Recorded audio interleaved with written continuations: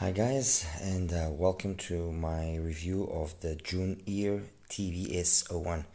I actually think I'm the first person to do a review for this IEM, and I want to thank Global01 Store for having made it possible. They provided, they sold me this IEM. They didn't give it to me. They provided this IEM for this review that I'm gonna give you guys now. And I didn't really know much about this company, but what caught my attention was the fact that it was using an SPD planar, and it was it is a 1+4 hybrid. So those were the two main things that actually caught my attention. Anyway, this is the box. I'm not gonna unbox it because inside I'll show you what it brings. Box, sleeve inside there. Okay, so very simple. There's two colors available. There's a bluish, which is the one that I have. Let me just get it here. There's this blue color, which is very nice actually, and then there's a purplish color. This is the cable that it brings as well. It's a very nice quality cable. I mean, simple 4-core affair, but nice 3.5mm plug. And then inside of the box, as I was saying, basically you just have this case, okay, and an assortment of tips. So basic accessories, nothing too fancy. Let's put it that way. I guess acceptable. I mean, the price is $140, so it's not exactly cheap. So you would expect a little bit more, but look, it's okay, it's fine. I mean, I guess the cable and the overall quality of construction of the shells make up for it. They've kind of like got this nice quality resin. You see by the actual noise that it makes, this nice quality resin plastic. It's very thick you can notice there's some sturdiness to it. It's got a good shape and actually fits quite well. I'm using KB 07 tips, wide bore, and because these were the ones that actually give me the best results. And yeah, that's basically it. I mean, it's simple in terms of its looks, classy but simple. Nothing too outrageous. As I mentioned, it's using an SPD driver, much like the Celeste Gumio, which I've got over there, and also like the Sequreal Dawn. But contrary to those two, which only have a single BA, this one is backed up by 4 BAs.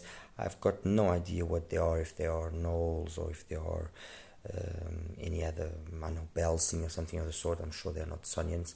Impedance is 32 ohms, so it's a little bit on the high side, and although it's got a sensitivity according to them of 115 dBs, it actually isn't. I didn't find it to be an easy IEM to drive. It does require a bit of power. And that's basically it. Internally, some of the pictures that you can actually find on the website, it seems that there are 3 ducts. So the shell is actually 3D printed, but there seems to be a system of ducts for each one of the 3 drivers. And yes, I mean, basically that's it. It seems to have been a product that was, reasonably well put together and thought out. All right. So what can we say about the sound, because this is what we want to know. All right, we want to know how it compares with the Celeste Gumio, which is roughly $54, how it compares to the Sequreal Dawn, $180 almost. And for the sake of kind of trying to place it better as well, I brought out the Pure One, the HiFi. I still haven't received the Pro, otherwise it would have been the Pro that I have here. And this was, if you guys saw my review, in my opinion, the best of the planars that KZ has launched up to now. And using the foam tips, that let's say excessive energy that it has past 10K, sorry, is actually quite subdued, and the overall balance of the signature is very pleasing. Although it does have a lot of bass, I actually find the bass of the Pure One in this setup, the HiFi, and with the foam tips to be very pleasant, very satisfying. Much like how can I say it? Much like BAs. When you look at the graph and the bass might seem excessive, and then when you hear it, it's not so much. And planers also suffer a little bit of that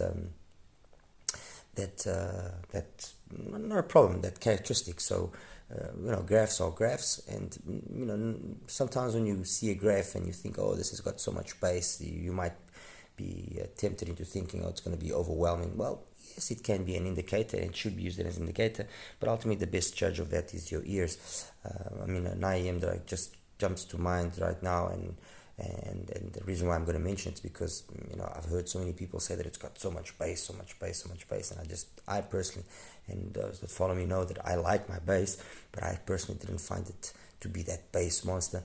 Is the CCA, the HM20. Everybody, because of the way the graphs kind of is saying, oh, but this has got so much bass and it's overwhelming and overpowering and this and that and blah blah blah.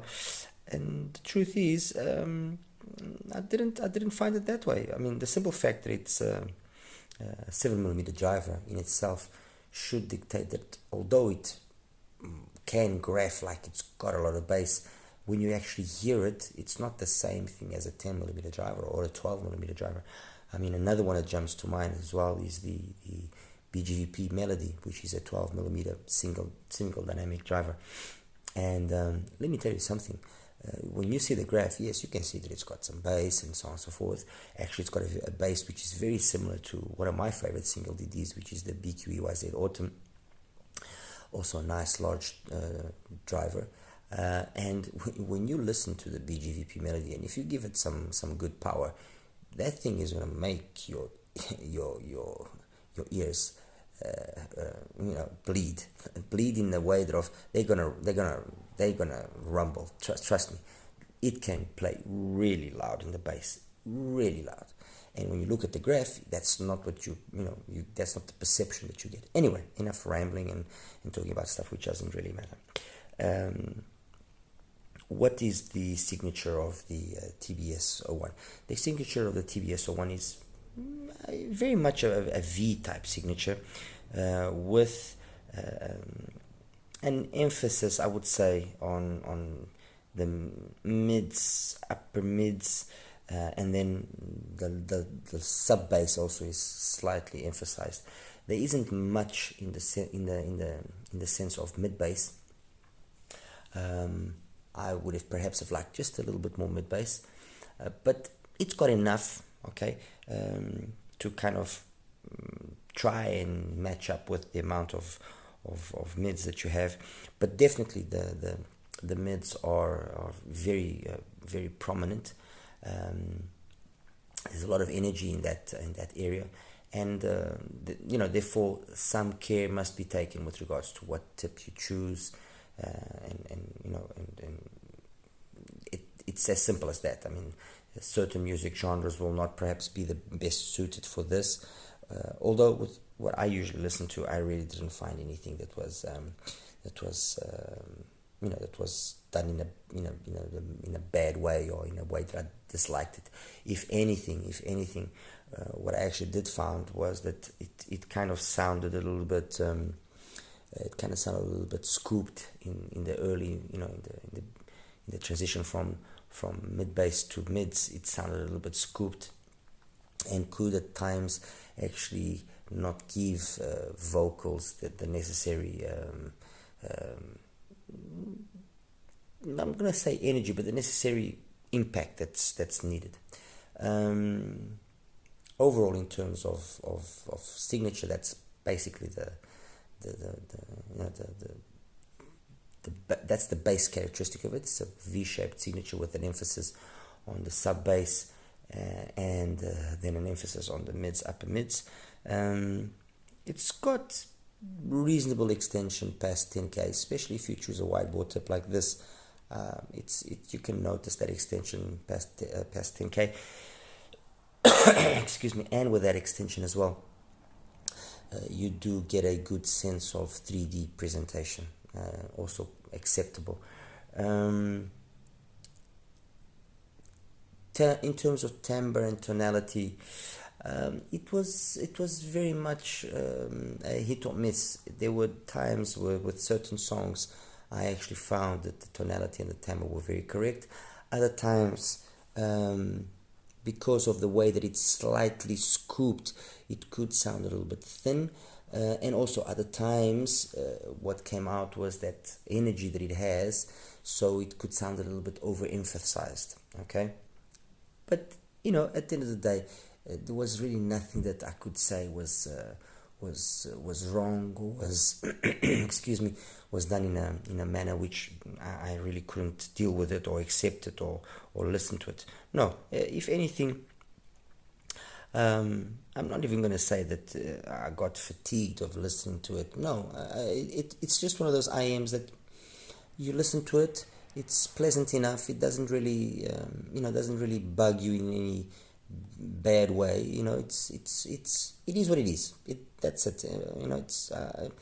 I find it to be an IM that doesn't really pretend to be nothing more than what it is, as compared to just going back to the rest of the technicalities. With regards to soundstage, as I mentioned, it's not too bad, especially with the wide bore tips. It actually has decent soundstage. Imaging lags a little bit behind. Detail retrieval as well. It's again a hit or miss situation like the timbre and the tonality. Okay, so how does it compare then with the other ones? Yeah, well, first comparison with regards to the Celeste Gumio and with regards to the let's go for the Celeste first. With regards to the Celeste Gumio, yes, the Celeste has got more bass, definitely. It's got more especially mid-bass impact, definitely. And for me to try and match the kind of output that I get from the Celeste, I really have to crank up the volume. And this goes back to what I was saying earlier, that the 32 ohms and the 115 dBs, I don't really agree with at least with the sensitivity.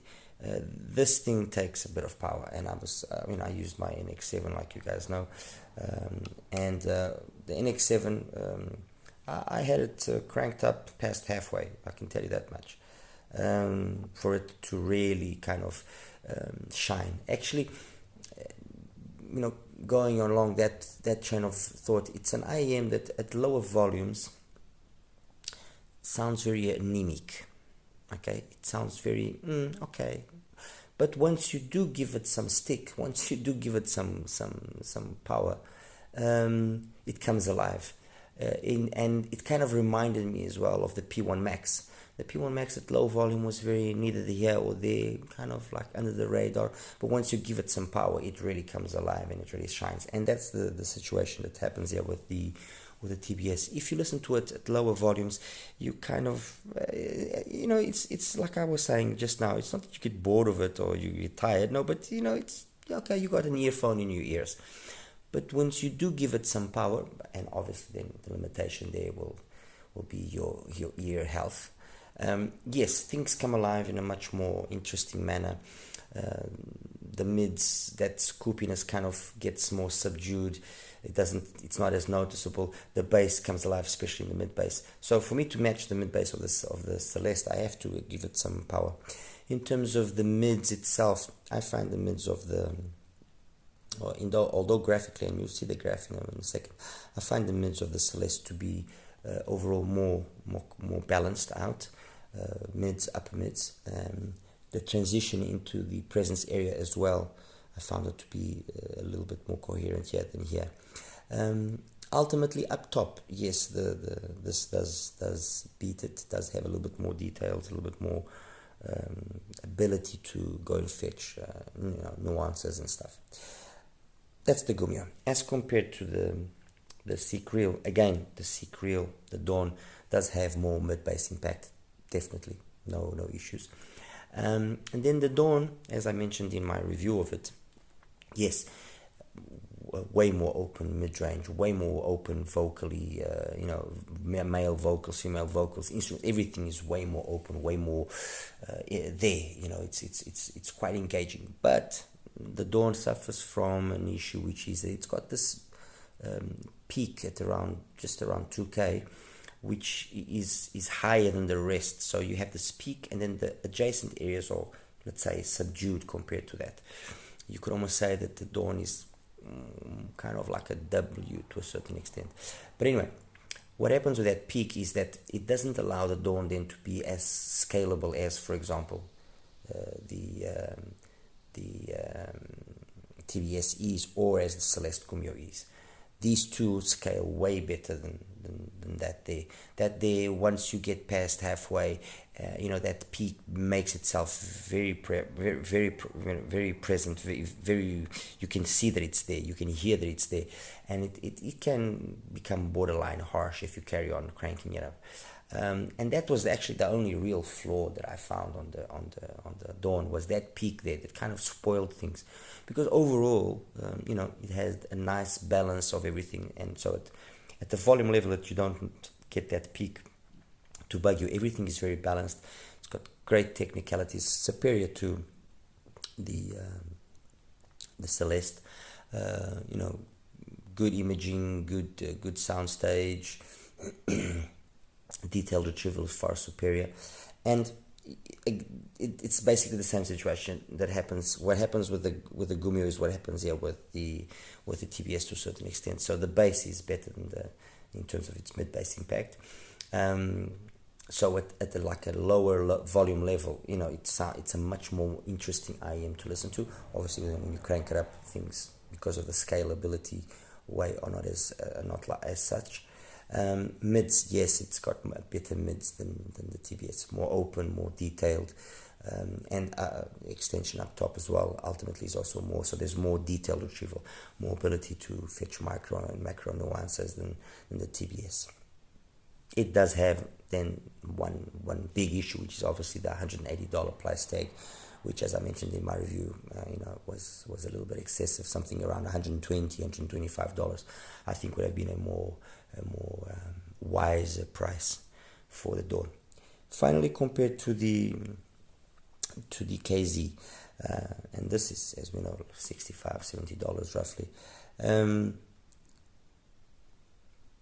Mid-range, bass, all definitely the KZ.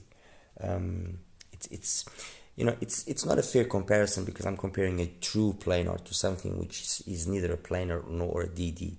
It's something in between, but it's a technology which I think shows promise, and the new release that's going to be coming out from KINHS Celeste is quite promising, and other releases as well that are going to be coming in the coming future using this technology. So it's not entirely fair for me to be comparing this, and so take this with a grain of salt. I'm just trying to better position this. In terms of the bass and the mids, yes, I'll give it to the KZ. Bass, definitely more quantity, but that again has to do with the tuning, because I'm almost certain that the SPD driver that's used here is the same as in these two, and if they had tuned it slightly different, it would definitely have the bass quantity that these two have. I guess what they tried to do here was to make an IEM that was going to be more detailed in the mids by sacrificing slightly the bass. I don't think they obtained that objective, but at least they tried, so I'll give it that much. But anyway, bass definitely the KZ, mids definitely the KZ. The mids on the KZ are very good, actually, very nice. The only issue really with the KZ is that it's got quite a bit of energy past 10K, and some people have complained that amount of energy does kind of make that typical planar timbre be very noticeable. So you have that I don't know how the correct word, that shimmering, that kind of it's a very particular timbre sound characteristic that planars have, much like as well BAs also have, and that's where this year perhaps falls behind the TBS already doesn't really fall behind. It's a characteristic, you either deal with it and you like it, or you don't deal with it and you don't like it. It's very much like that, because I mean the truth is, if I actually have to say what I think of the BA timbre in these ones, the one that has the best BA timbre is definitely the Gumio. The Gumio is the one here that sounds the most like a really nice DD. That's what it is. It's the truth. It is a very well tuned earphone for what it is. It's nice. It's a really good earphone. The Dawn, you notice more that BA. It's more there. And I think it's not a difficult thing to fix. They can address it quite easily. The one here that will notice that you will feel more that presence of the BAs is definitely the TBS. Also, there's 4 of them, so it's gonna be harder.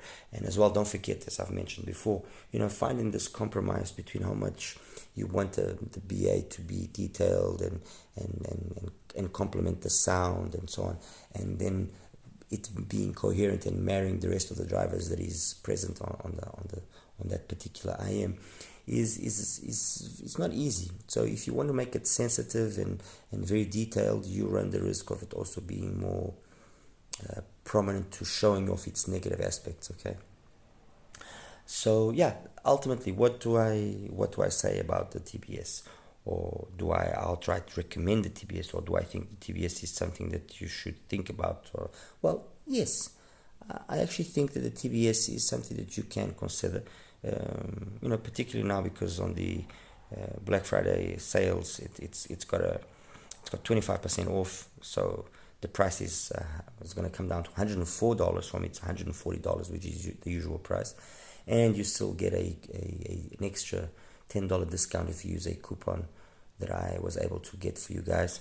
So it will come down to $94. At $94, obviously you have a lot of other IEMs which are very good, and many of them better than this. But if you are a person like myself that likes owning different things, if you got that little bit extra cash, that you want to own something which is different, which is just outside the box as compared to the many other copy-paste earphones that are out there, I would say yes, consider it. If you can obviously listen to it, that would be the ideal, and see if it does match your liking.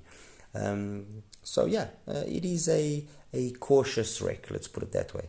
It's something that I would say, get it if really you have some extra cash that you don't require, you don't need for anything else. You basically have a nice selection of IMs that satisfy your needs, and you are looking for something different. You are looking for something outside the box, something that has something novel to offer. And that's it, guys. That's basically it. I'll show you now the graphs quickly in a second. As always, like and subscribe. Any questions that you might have, please feel free to ask. I do my best, as always, to reply as quickly as possible. And I'll see you in the next one. Take care. Hi guys, and welcome to the graph section of the TBS-01, the JUNEAR. This is the graph of the JUNEAR, as you can see. So sub-bass focused, nice smooth glide into the mid bass, and by 300 hertz it's basically flat. So there's no bleed into the mids. This could be kind of considered a textbook, Pin again, so it's around 1K, peaks at around 2.5, close to 2.7, little peak there, little plateau, and then starts dropping off, then a valley, and then a peak again. This is very much tip dependent. With a different tip, this peak does exist, but it's less pronounced. But the graph maintains itself very much similar to this. I just left it with the tip that I considered to be the best match. Okay, so this is the graph of the TBS. Nothing offensive, nothing to you can say, oh wow, I don't like this. No, it's a nice graph compared to the graph of the Gumio, the Celeste Gumio. Straight away you can see the Celeste Gumio has got way more mid bass, and it's very noticeable. Again, although here you would say, or you would think, or you would be led to believe that the mids of the TBS are more pronounced. No, they are not. They are more centered in this area of the upper mids to presence, and so you notice some thinness in the sound in this area, in the area of the mids to upper mids. You notice that the gumio is more full, more complete, and also the fact that there's more mid bass. This whole section here gives male and female voices and instruments a different weight. Okay. And then you have that peak, and then the energy past 10k, which again on the gumio is not, as the graph says. The gumio is less detailed up top as compared to the TBS-01. Compared to the Dawn, and there we go. Again, much more mid bass in the Dawn than on the TBS-01. We have that peak that I mentioned. And that peak is very noticeable because this energy past the peak is more subdued. But funny enough, although here graphically it seems like we don't have as much treble as you would think that you would have, well, not treble, air, as you would think that you would have when I compare it at least with the gumio. I mean, this is with the gumio. By seeing this, you would say no. The gumio is as open sounding as the Dawn, and no, the Dawn is the more open sound. The Dawn is the one that's got more energy, let's say, overall, and a lot of that energy is down to this area here. Okay, so going back to the TBS-01, there we go. The Dawn is just more energetic overall in this whole upper mid presence area than the TBS-01 is, and it's more present in a broader range of frequencies. It kind of seems that the TBS is very strong in this between this it's kind of like this area here is what it's strong at, and then the rest it kind of just falls off slightly. But anyway, that's that. And as well, I'll show you another one now in a second, but compared, for example, to the KZ, number 10 exactly. Okay, so it's compared to the KZ. Let me just take this one out. Excuse me, guys. So compared to the KZ, again, you notice that the KZ has got way more mid bass. It's very much noticeable. Mids and this initial pin again seem to be very similar. It's then this area here that's a little bit more energetic on the PR1, and again past 10k, that energy maintains itself. In practical terms, what this translates to is that the PR1, the HiFi with the phone tips, is much more open sounding, much more detailed, everything in this whole area is way more emphasized, not in a bad way, but it's just more there than it is on the TBS. The TBS, you notice, although graphically it doesn't seem it, but what you hear is energy here, and a big dip in between. That's kind of what you hear, especially when you compare it to something like the KZ, where you can feel the bass, you can have the impact, and then you got like a wall of sound in the mids and upper mids and presence area, and brilliance as well. So the area, the sparklies and the twinklies, there's a wall of sound all across that. Just as a curiosity, I actually took out the Dioko and the Stellaris to compare it as well. And this Stellaris is this one, and as you can see, the bass of the TBS-01 is very similar to the bass of the Stellaris, and even audibly, I actually listened to it, and it is very, very similar. They both have this kind of very it's thin, okay, not as noticeable, that thinness or that lack of impact in the mid bass in the TBS as on the Stellaris, because the Stellaris really does have a lot of energy. It's not that I dislike it or it offends me, but it does have a lot of energy. Okay, But you can see some similarities here overall, and compared to the Yoko, again, a very kind of similar situation, more balanced out, the whole, the mids and the mids and upper mids of the Yoko are more balanced out, and there's loads of detail. I mean, you cannot compare in terms of mids purely, in terms of pure mids, presence and brilliance area, you can't compare. The Yoko is far superior. There's more of everything there. But it also suffers from the same thinness in terms of the mid bass, which then just doesn't let things in terms of the male and female voices, of the instruments, everything to be just correct like it should be. I'm sure there will be people that like this kind of signature, obviously, but if you like a little bit more guts, a little bit more body to your sound, the Yoko doesn't have it, and obviously then it suffers in terms of its tonality and timbre not being the most correct, let's put it that way.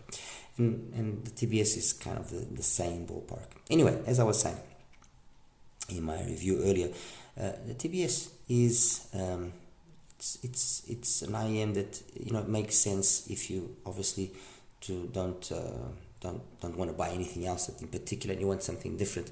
And in that aspect, yes, I will say that it's a cautious rec, as I mentioned earlier. Anyway, guys, that's basically it. Any questions, please feel free to ask. And yeah, that's it. See you in the next one. Take care.